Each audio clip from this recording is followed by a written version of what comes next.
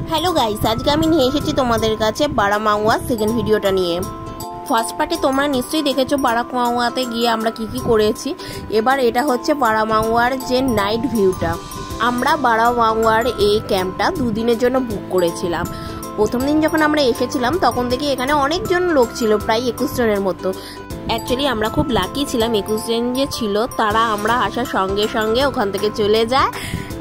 আমরা এই ট্রেনটাতে পুরোপুরি একা থাকি, সেজন্য আরও ভালো করে তোমাদেরকে এই ভিডিওটা করে আমরা দেখাতে পারছি যে নাইট ভিউটা কেমন লাগে। আর এটা একটুখানি অডবিট জায়গা বলে এখানে বেশিজন লোকও সেরকম আসে না। ইভিনিং টাইমে ওরা একটুখানি চা দিয়ে যায়, আর এই ইভিনিংয়ের সময় প্রচণ্ড ঠান্ডা লাগে। সকালবেলা এখানে টেম্পারেচার অ্যাভেলেবেল থাকলেও রাতেবেলা এখানে প্রচণ্ড ঠান্ডা পড়ে যায়। আমরা সকালবেলা উঠে কিছুটা ভিডিও করে তারপরে আমরা চলে গেলাম আমাদের ব্রেকফাস্টটা করতে। এখানে ব্রেকফাস্ট যেটা দেওয়া হয় সেটা হচ্ছে পাউরুটি থাকে, ঘুগনি থাকে আর ডিমের অমলেট থাকে। আর পাউরুটি তুমি যটা ইচ্ছা তটা খেতে পারবে, আর তার সাথে হচ্ছে পেঁয়াজের স্যালাড দিয়ে দেয়।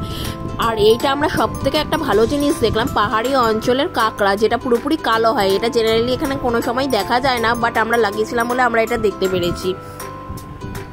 এবার এই ক্যাম্পটা সকালবেলা ভিডিওটা তোমাদের সাথে শেয়ার করছি।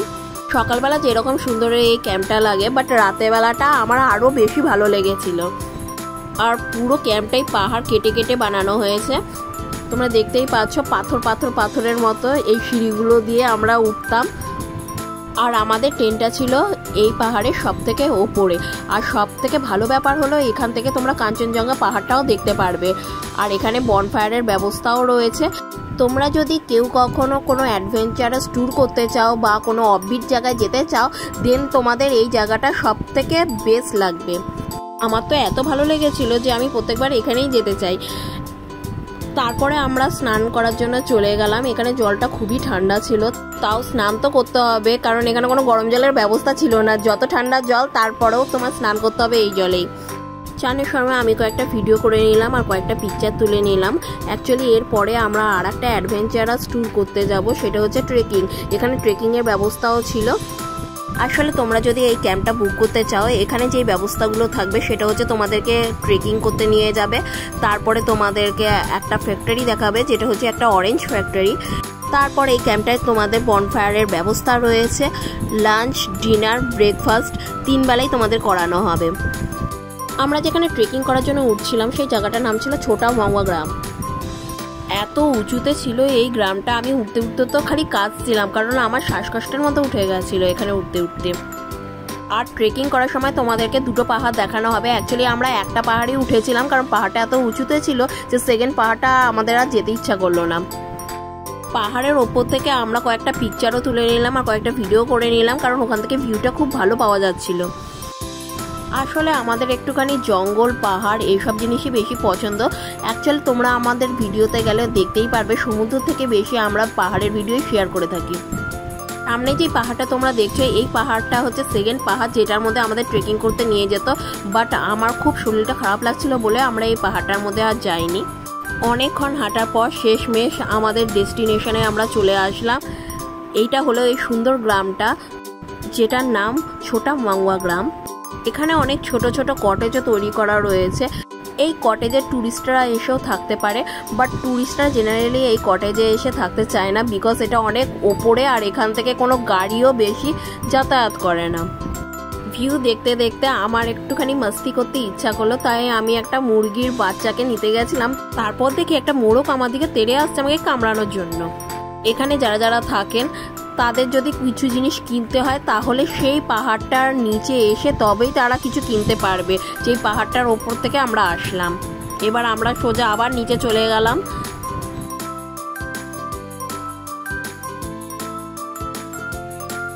এই জায়গাটা খুব রিস্কি জায়গা ছিল, তারপরে সাবধানে আমরা আস্তে আস্তে এখান থেকে নেমে আসলাম।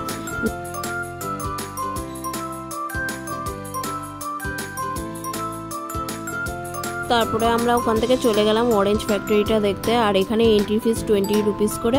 ফ্যাক্টরিটার সামনে এটা ওনাদের দোকানও রয়েছে। আর এই ফ্যাক্টরিটা অ্যাকচুয়ালি যেই ক্যাম্পটা আমরা ছিলাম ওদেরই।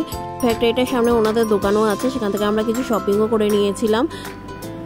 এখানে এন্ট্রি ফিস দিয়ে সবাই ঢুকতে পারবে, এই ক্যাম্পে যারা না থেকেছে তারাও এন্ট্রি ফিস দিয়ে এখানে ঢুকতে পারবে।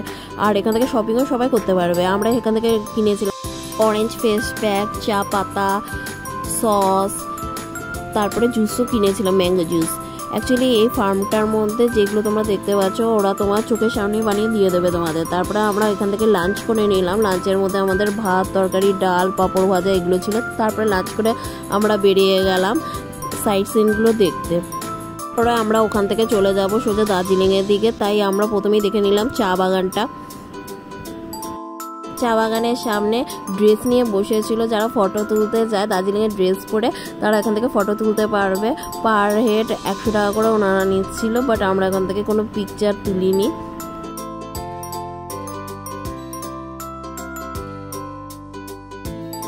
চা বাগানের সামনে কিছু ভিডিও আর পিকচার তুলে আমরা আবার বেরিয়ে গেলাম। তারপরে আমরা চলে আসলাম লামাহাটাতে। এখানে এন্ট্রি ফিস ছিল 20 রুপিস করে। এই জায়গাটা সব থেকে বড় খাসিয়াত হচ্ছে এখানে পাহাড়ের ওপরে একটা লেক আছে, আর এই লেকের জলটা কোথা থেকে আসছে কেউ জানে না, বাট লেকটা হচ্ছে খুব পবিত্র লেক।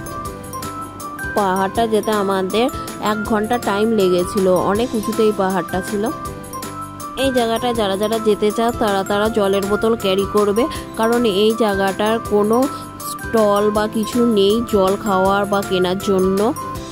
পাহাড়ের ওপরে উঠতে উঠতে আমরা দেখতে পেলাম এখানে বসার জন্য জায়গাও করে দেওয়া রয়েছে। যারা খুব হাঁপিয়ে যাচ্ছে তারা ওখানে বসে একটুখানি বিশ্রাম নিয়ে নেয়, তারপরে চলে যায় আবার ওপরে।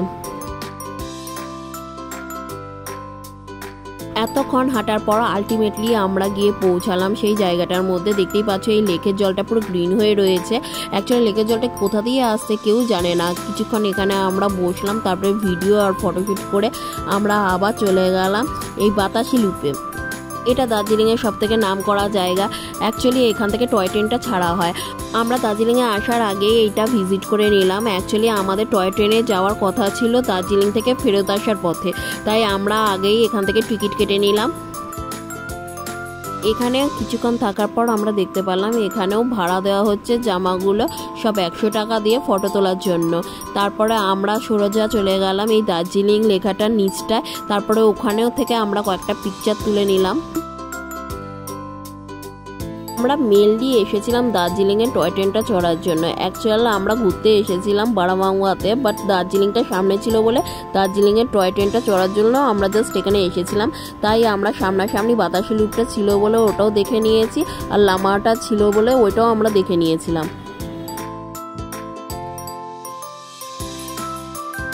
এখান থেকে পার ডে 4টে করেই টয় ট্রেন বের হয়।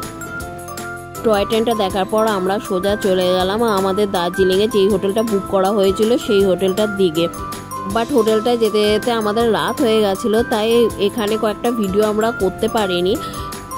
But please guys like this video and please subscribe my channel.